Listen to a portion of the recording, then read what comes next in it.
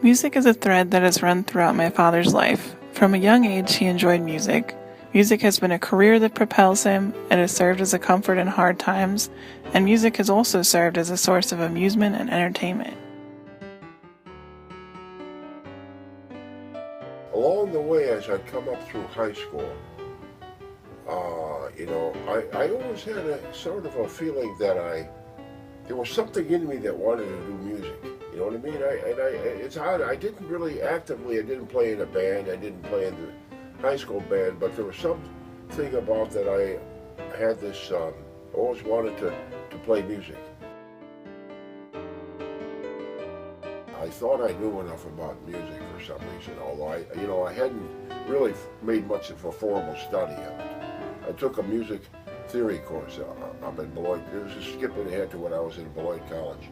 And I took piano lessons with Mrs. Sweet, who was a faculty member there, or maybe I should call her Professor Sweet, I considered myself quite the expert on music, somehow, based upon what, I don't know, And then I went through this period where I smoked a pipe as well, which, sort of gave the appearance of a music critic.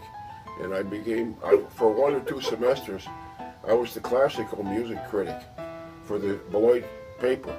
I mean, frankly, because it's a school with a population of 1,000 students.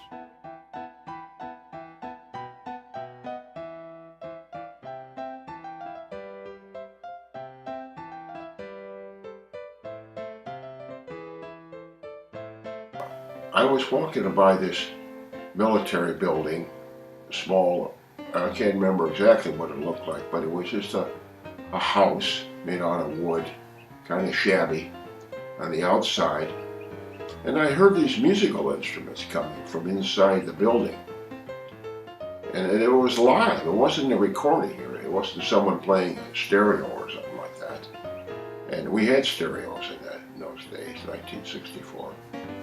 But it was live instruments, clarinets and trumpets and French horns and flutes and what have you. And I went over and knocked on the door. And the guy comes to the door, he says, "Hey man," or "What's happening, man?" or something like that, because being a musician, he used hip language, of course. And I said, "What is this?" He said, "It's the band, man. Come on in, check it out." My dad went on to play piano for the rest of his time in the Army. When he came back to America, he went to grad school and got his master's in music. To this day, music continues to be an important part of his life. He still teaches music appreciation at the University of Houston downtown and plays piano in local restaurants 4 or 5 nights a week.